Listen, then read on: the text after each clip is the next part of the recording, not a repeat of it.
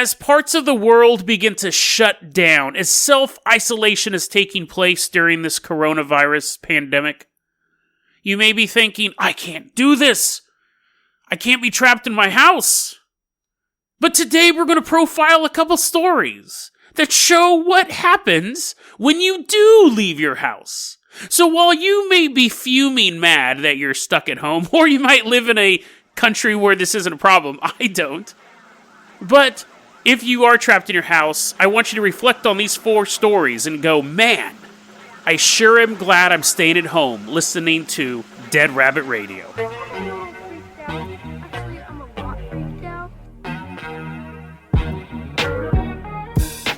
Hey everyone, welcome back to another episode of Dead Rabbit Radio. I'm your host, Jason Carpenter. I'm having a great day. I hope you guys are having a great day too. I am sick.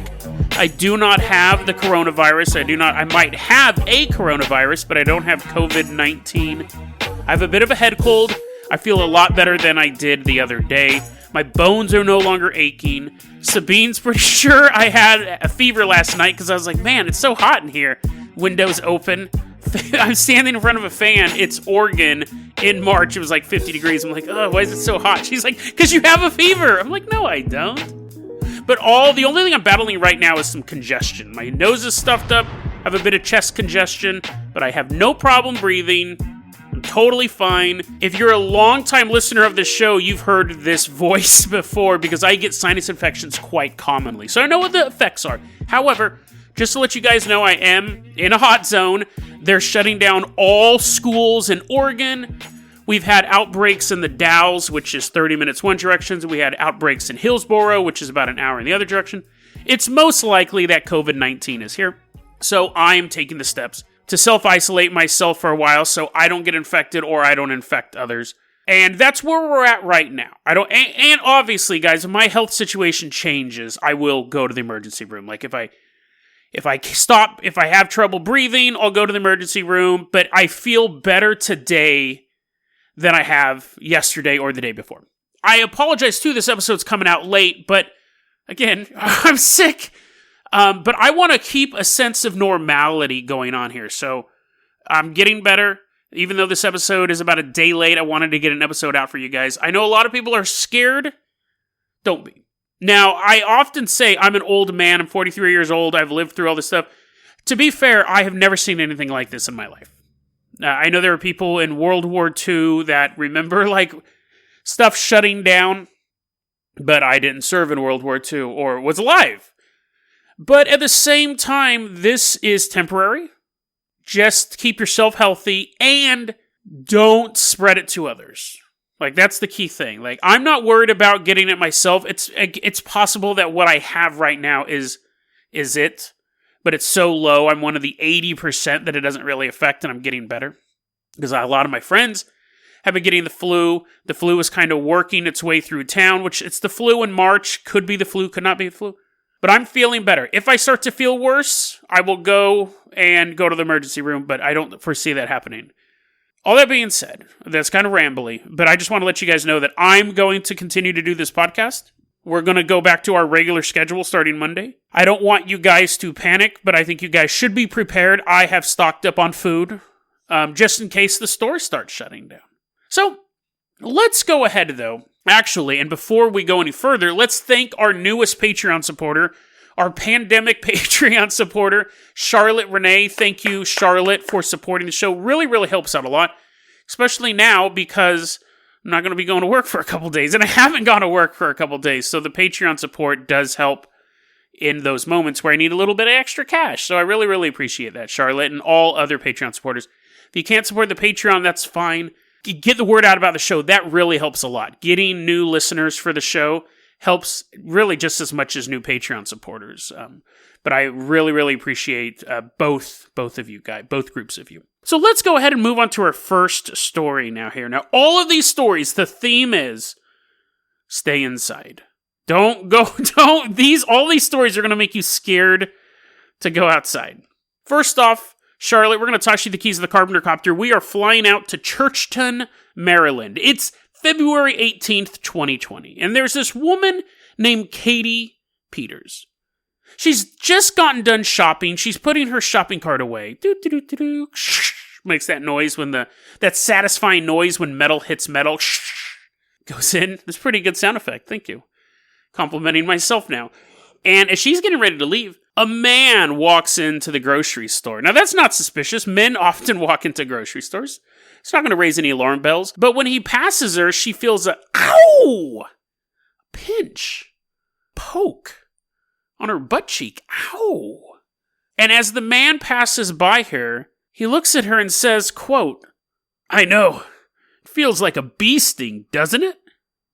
What in the world? Just some weirdo walking by. She goes out to her car, puts her groceries in the car, driving away. Now she's driving down the road, and surprise, surprise, her butt cheek starts to hurt. Ow, man, right where that mysterious guy passed me and made a reference to a bee sting and me getting poked, that same area hurts now. Very curious, she thinks to herself. She ends up, feeling kind of woozy. Now, I think this is exaggerated. I think she's probably a hypochondriac, because what we're going to learn, what we're going to learn happen does not make you go, oh no, where am I going? It's not, maybe the guy was high dosed on LSD, but I'm getting ahead of myself. She's driving down the road. She calls up her son, and she's like, I think I'm going to die. I love you so. I guess I shouldn't be mocking that part. But she's like, oh no, if I don't make it home, I love you. I love you so much, son. The son's sitting at home playing Fortnite, being like, what? What in the world? That would be the worst call to get from your mom or any human. You get a call in the middle of the night, or you're just playing your Fortnite, and it's, oh no, I don't know if I'll be able to make it home. Terrifying. But she does make it home. And she does go to the doctor, and she has a little poke in her butt. So she calls the cops, and she's very suspicious. Obviously, she's like, that's weird. I didn't have that one. I didn't have that needle puncture when I woke up.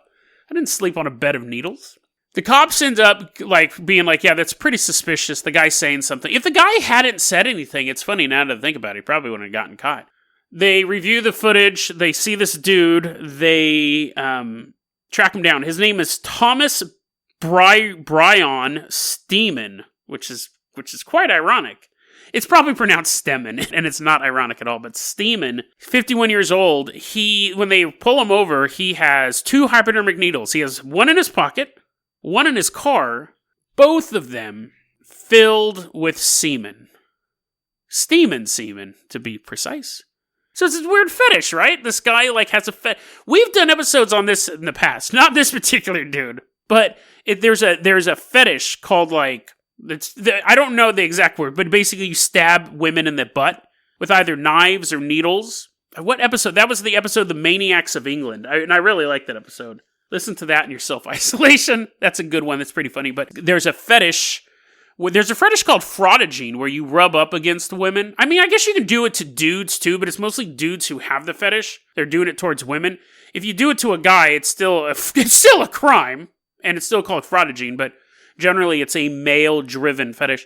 Fraudagine is where you rub up against someone against their will. And then there's one where you prick them with a needle or a knife, which if I have a choice, if you pull out a sewing needle or a stiletto knife, I'm like, whoa. I'll take the needle. But not this guy's needle, not a needle full of steam and semen, because that's gross, right? So apparently he was walking around, he poked her in the butt and injected semen into her. Now, I'm sure it would hurt, and I'm sure it would cause an infection, and I'm sure it's super gross, and right now you guys are drinking milk, and you're like, damn it, Jason! I was just about to eat my yogurt, too. Well, it is gross.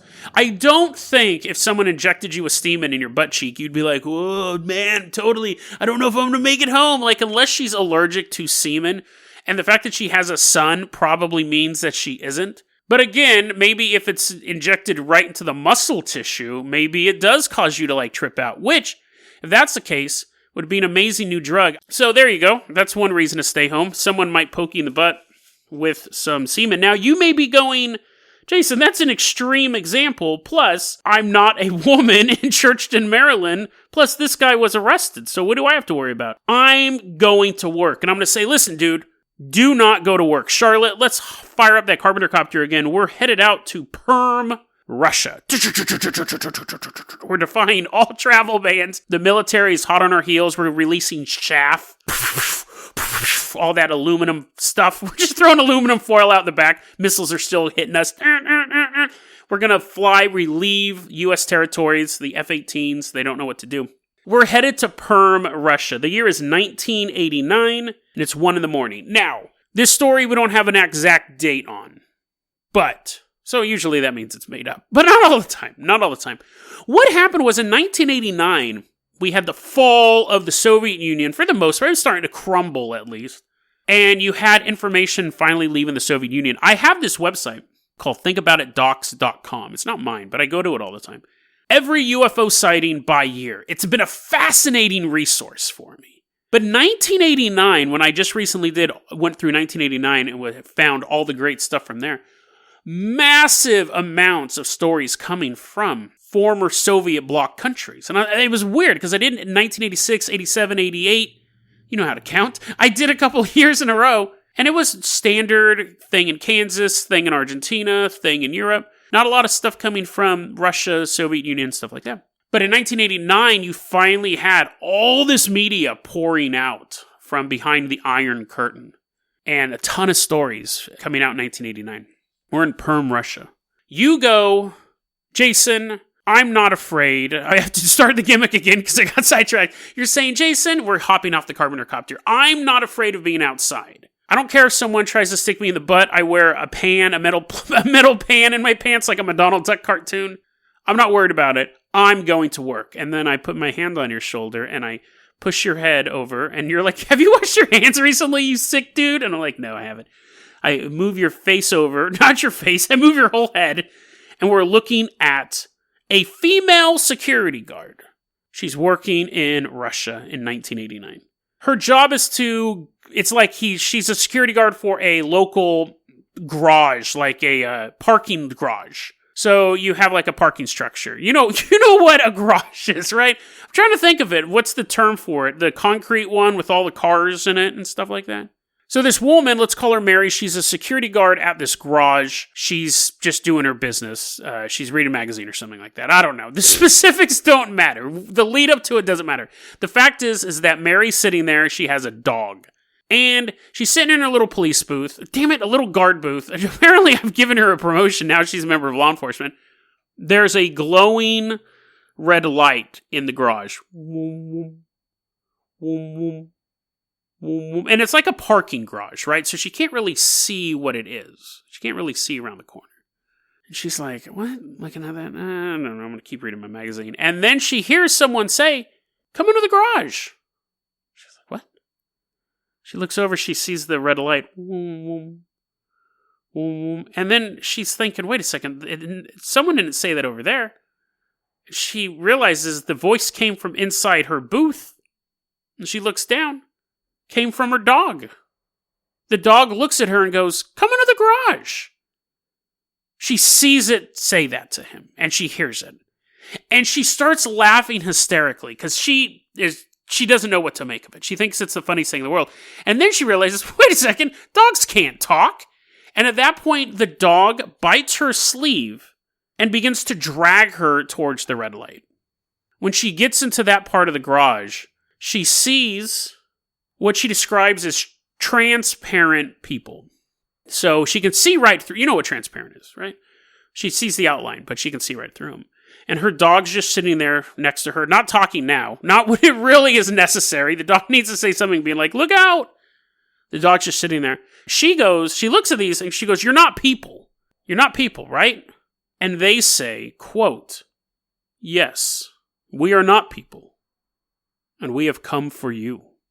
All of a sudden, a powerful vibration goes all over her body. I love this. This is a line from the story. This is something that can only happen in Russia. In a true Russian twist of the story, it notifies us that the vibration is so powerful, her fur hat flies off of her head. Nowhere else in the world would a UFO encounter involve a fur hat. But this one, fur hat flies off the head. And then she realizes, in the blink of an eye, she's in another building across the street. No dog around. When she goes back to her guard post, several hours have passed. And this story has an interesting ending. She obviously realizes something was off, right? First she thinks it's a dream, but then when she's like, wait a second, all these hours have passed, what was I doing in this other building? She's perplexed. She's trying to find her fur hat. She ends up going to a hypnotist to do the regression, to see if she can remember what happened in those hours. And according to this account, she did it for a couple minutes, 20 minutes, while they were doing this hypnosis, and she goes, nope, I'm done. I don't want to know anymore. I'm done. She gets up and leaves. This is an interesting point. It's interesting that they specifically came there for her, that they used the dog to speak to her. A lot of times aliens will use telepathy, which I guess that's what it was, but she heard the dog talking. I'm also curious how the dog sounded. Did it sound like Scooby-Doo? Or did it sound like Goofy? But it's all around interesting. But the fact that she finally had a chance to figure out what had happened in those hours, I'm sure it had been very, very troubling to her to lose that much time and not know why. And then halfway through the hypnotic regression, she just gives up. So what did she see? What did she experience? What did those aliens do to her? We will never know. She probably experiences it in dreams or nightmares every so often, but we'll never know. But we do know this, that wouldn't happen if she had stayed at home and self-isolated. She would have just been hanging out at home, and that dog would have abducted somebody else. Unless, although for this story, I guess the aliens were specifically looking for her. So, I mean, maybe that doesn't fit the theme, but I know what you're thinking, You don't live in Russia, you don't have a dog, you're not a security guard, you don't listen to dogs that give you commands because your last name isn't Berkowitz. I get it. Still, don't leave. Don't leave your house, because I still have more stories to convince you in this extra long episode. This one's going to run long. It was late anyways. Don't leave your house, because if you think that, I don't live in Russia, or that you don't go into grocery stores because you grow all of your food like a big old weirdo, like a big old hippie weirdo, and you don't go into grocery stores, do you travel? Let's fire up the Carpenter copter again. Actually, you know what? Let's put the brakes on the Carpenter copter. Let's get on the Jason Jalopy, because this next story takes place on the road. We're going to Camden County, Missouri. And it's February 25th, 2020. And we're driving to the Jason Jalopy, and we're just following a couple cars. We're having fun. We're listening to my Britney Spears mixtape. We're driving to the road. Now, we see in front of us a pickup truck that has what's known as deer stickers on it. I kept seeing that in the article. This truck has deer stickers on it, which makes me think it's like deer tags, like they're allowed to hunt. I know nothing about hunting. I know barely anything about deers. But either this guy had like hunting tags, meaning he could shoot deers in the face, or had so many stickers, like animated stickers of deers, like comically large deers on his car that it was easily identified. Or both, maybe. Anyways, there's a truck driving in front of us with deer stickers on it. And there, we see it. It's kind of weird looking, right? I mean, aside from all of the deer memorabilia, the wheels are just giant hooves that rotate, tearing up the pavement. The truck itself is an actual carved out deer with an engine in its chest. That's just ridiculous, Jason. The coronavirus has taken over your brain. We're watching this truck. It seems suspicious. It used to be alive. It used to be a four-legged animal. It is following another car. So in that car, this is getting confusing, okay? Whatever. There's a woman driving on the road. There's a woman driving down the freeway on February 25th, 2020. And a truck drives up alongside of it, and the driver looks in at her, and then speeds off. Like, takes off super, super fast. And she's like, that's kind of weird. And then as she's continuing to go down the highway, she gets to a point where she sees that truck is pulled over, and she passes the truck, and the dude is standing outside of the truck masturbating. And she's like, oh my god, that is so not what I expected. Maybe the truck broke down or something like that. Maybe he saw a deer and was going to kill it. But she calls the cops. Cops are like, that is quite suspicious and criminal, so we will take care of that. Shortly afterwards, the cops get another phone call. This woman says she's driving down the highway. She sees a truck driving the opposite direction. The truck then makes a U-turn and begins following her. What? That's weird. It's also weird that it's furry and it looks like a giant deer. The truck passes her. Okay, well, at least it's out of my way. Maybe he forgot something. Maybe he had to go to the grocery store or go to his job in Russia. Who knows? She just sees him make a U-turn and then pass her. And then she sees the truck pulled over the side of the road. Well, that's weird. She drives past it. The dude is masturbating. So at this point, I believe these both took place in the same day. I mean, this guy definitely has a problem, right? I mean, I guess even if it took place months apart, he has a problem. But the police are now on the lookout for a masturbating man driving a van that may or may not be made out of a deer carcass. They catch him, surprise, surprise, at the local Walmart. His name is Logan Hopwood. He's 20 years old.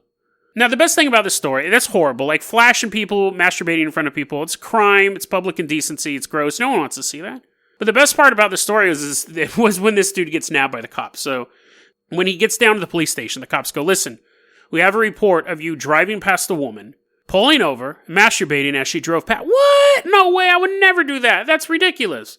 Absolutely not. And they're like, well, do you have an alibi? And he goes, yeah. My girlfriend was leaving work, and I was following her. I didn't pull over. I had to get home, with my girlfriend, even though we took separate cars for some bizarre reason. We hate the environment, and we want to burn as much gas as possible. And the cops go, okay, we can check that alibi. And at this point, he's probably like, uh-oh. Or maybe not. Maybe he's so stupid that he just figures that, his girlfriend's going to lie, or the cops are going to just forget about the case as they're leaving the interrogation room to the phone and be like, what was I doing? I don't know. And then they start investigating something else and he sneaks out.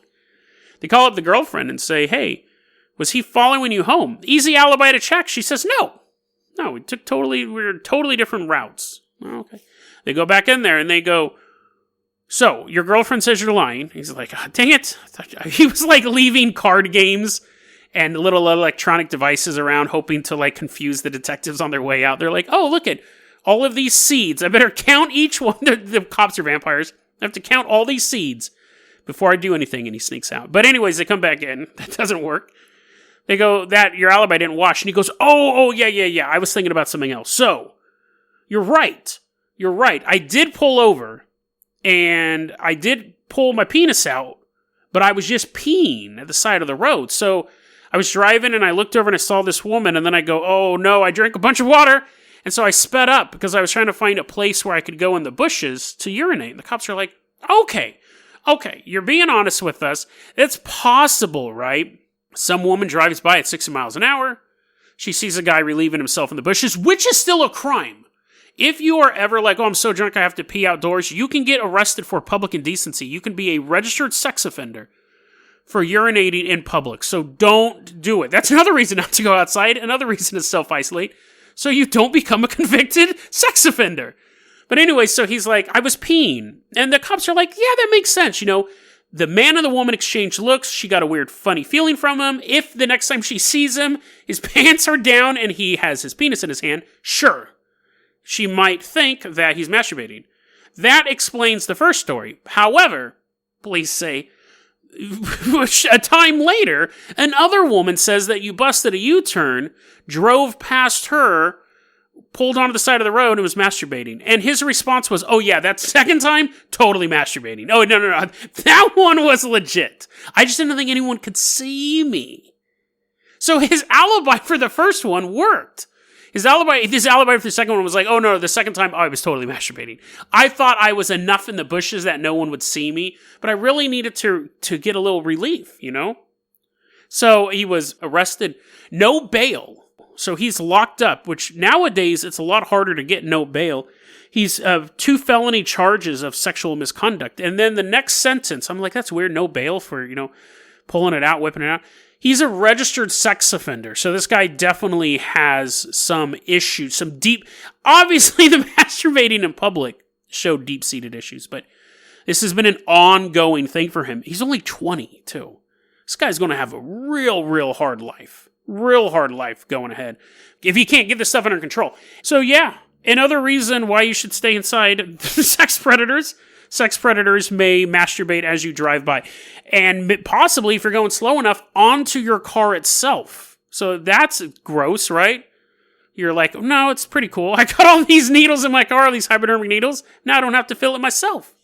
I have a plethora of needles ready to go. But you're not a supervillain, I'm hoping. You don't have needles. Another reason why not to leave your house, because someone might masturbate in front of you. So that's another reason. So if alien abductions don't get it, masturbating menaces don't get it, steam and semen, you're still ready to take the risk of going outside, because you know why? You have a friend. And we're friends. Me and you, we are friends. That's one thing I want to keep this podcast. I wanted to get this episode out today, because this friendship, mine and yours, is important. And I want to keep the normalcy going in these troubling times. But you go, your metaphorical friendship aside, Jason, yes, we're friends, but you exist in the audio realm. I've never met you. I have a real friend. Oh, I have a real friend, and that's the one thing all these stories lacked. Everyone was solo. I have a buddy. I'm allowed to go outside because I have a friend. Well, friend, traitor, who's this other person you've been hanging out with? Do they listen to Dead Rabbit Radio? Because if they also listen to Dead Rabbit Radio, then I'm totally fine with you seeing someone on the side. But let's take a look at somebody else who had a friend and went outside. I like to call this story, he was a good friend to the end. We're going off to Wadley, Alabama. December 4th, 1989. Taking the Jason Jalopy, we're just driving out there. We're nice countryside. Autumn leaves are falling. Beautiful, beautiful sight. And we meet two hunters. They're both hunting deer. Ironically, I didn't plan that. So we could probably ask them about deer stickers, but we're not going to. We're going to stay hidden in the shrubs while we watch this play out. So this dude and his buddy are walking through the woods. And we'll call the main guy Lucas. Lucas is walking through the woods with his buddy Gary. And they haven't really caught any deer. They haven't really shot bullets through anything's brains. They're kind of disappointed. They wanted to see dead animal carcasses before they went home. But they didn't. And because of that, the long winter will starve their families. But for now, they can't think about that. Just have to keep hunting for deer. And Lucas sees his buddy Gary walking a bit in front of him. And then Lucas turns. Something prompts him to turn and look somewhere else. It's late afternoon, too. I didn't tell you that. I just looked back at my notes. It's late afternoon. He's still got plenty of time to shoot deer. He turns and he looks off, and he sees 80 feet away from both of them 3 gray aliens standing in the forest. A terrifying spot to run into aliens anywhere. If you run into aliens in your house, you have home field advantage. You know where all your knives are, where your samurai swords are, where your giant walking sticks are, your baseball bats. My house is decked out. If any alien ever appears in my house, they're getting completely... I'm going to have to dispose of a problem. I wonder if you can throw an alien in a wood chipper. Or if you would just gum it up with your alien guts. I guess we'll find out this weekend when they try to abduct me. But anyways, in a forest, it's super spooky. I have a fear of forests, so maybe you're just like, dude, these guys are armed. They know the forest. They know the forest better than you know your apartment. Maybe. I just find forests spooky because there's like trees everywhere. You look up, you can't see anything. If you look, in any other direction other than you look down, you can't see anything, you just see dirt. If you look in any other direction, it's just a bunch of things blocking your view. So behind every tree can be a predator. In the tree, like branches and stuff, there could be like predators, like bobcats and stuff like that. Mountain lions. And I don't like it. I like to be able to look in directions. And I would much rather be trapped in a desert with ample food and water. But I like to be in flat places where I can just kind of look around. I can walk down the street, no problem. But walking through a forest, nope. Not at all. Even a trail going through a forest, I'm real iffy on. But anyways, my paranoia aside, there's 3 gray aliens standing in the forest, right? Which is pretty spooky. You're like, Jason, it's not spooky. You're trying to convince us. I mean, yeah, it's kind of spooky, but 3 gray aliens are spooky anywhere. It's not spookier. It's a December afternoon. The people are walking through the forest. There's like just leaves everywhere. And there's 3 gray aliens. That's not any scarier than a parking garage. See, to me it is. Absolutely is. A parking garage, at least I figure I have a fighting chance because everything's flat. Right? Because, like the garage has ground. But in a forest, there's like tree roots. Plus, it would really suck if you're like outrunning an alien. And let's be honest, I'm never outrunning an alien. That's why I have to stand and fight. But let's say I defeat the alien and then a mountain lion gets me, or a bear. Or what if I beat the alien up and I throw the alien to the side and behind the alien is a baby bear and I'm like, great. And then the mama bear gets me. I don't have to worry about that stuff in a parking garage. Maybe in Russia because there's bears everywhere. But let's get back to the actual story here. Lucas is standing there. He sees these gray aliens 80 feet away from both of them. Gary doesn't notice them at all. Gary's still walking through the forest. And Lucas, he goes to say something to his buddy. Like, look out, there's a bunch of gray aliens around. And he gets a telepathic message. Quote, keep your mouth shut. So apparently these aliens belong to the mafia. They're like doing the slit throating thing. But because of their anatomy, their throat is in their stomach, and they're like running their finger across the stomach. Lucas is like, what? What does that mean? And he's like, it means keep your mouth shut, idiot. He also gets the impression that if he says anything to Gary, he gets two impressions. He sees these three gray aliens. They telepathically tell him to keep his mouth shut. And then he says that he gets two impressions. One, if he says anything, he will be harmed. And two, they're not here for Lucas anyways. They're here to kidnap Gary. They're keeping an eye on Gary. They're going to abduct him. Lucas is like, ugh. Sees three gray aliens standing in the forest in the late afternoon. He's told telepathically keep his mouth shut. He's told, don't worry, we're not going to hurt you unless you say something. And then we're going to hurt you. And don't worry, we're not here for you anyways. We're here to take your friend. Let's go to this actual excerpt from this website, thinkaboutit.com. Quote, without saying a word, him and his partner left the area. The beings were described as having big black almond-shaped eyes and about 4 feet tall. Their skin texture was rough gray. The witness's friend was apparently abducted on a later date. So, he didn't say anything. He sees these three gray aliens, they're running their finger across their belly. Gotta be quiet.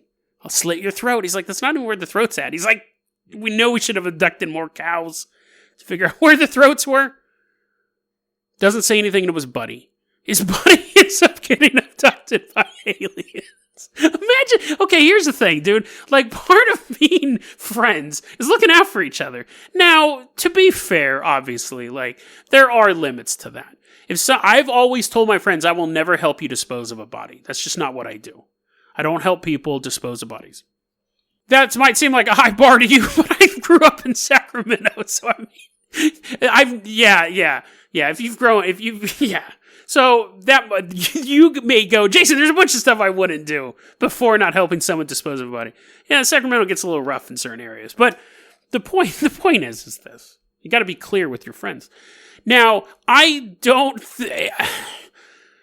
get that Lucas was scared of being harmed by aliens from another dimension or from another planet with technology that far exceeds ours. Trust me, I get that. But at the same time, if some like mafioso was like, hey, we're going to catch your friend and we're going to do stuff to him, don't tell him. I'd tell him. I'd be like, hey, listen, like, I wouldn't feel good about myself if I didn't say anything to you. These guys are looking for you. I mean, I think that's the type of friend I am. And then he goes, murders them, and he goes, hey, will you help me bury the bodies? I'm like, you got yourself into that mess. I never told you to murder anybody. If somebody was looking for someone, at my age, I just always say, call the cops. Call the cops. What? No, I can't do it. I'm gonna just call the cops, man. Like that, when you're younger, you're like, I'll take care of it. Because you think life is a Punisher comic book. But as you get older, you're like, dude, I'm too old to be chasing around 3 kids, who dissed me. I'm in my 20s and they're in their 20s and they talk trash about me. I'm going to go beat them up. I'm too old for that. Too old. I just call the cops now. Hey, and I know a couple cops in it or whatever. Just call up their cell phone number. Hey, what's up, man? Yeah, I got this dude messing with me. So I've gotten to that. I've gotten to that age.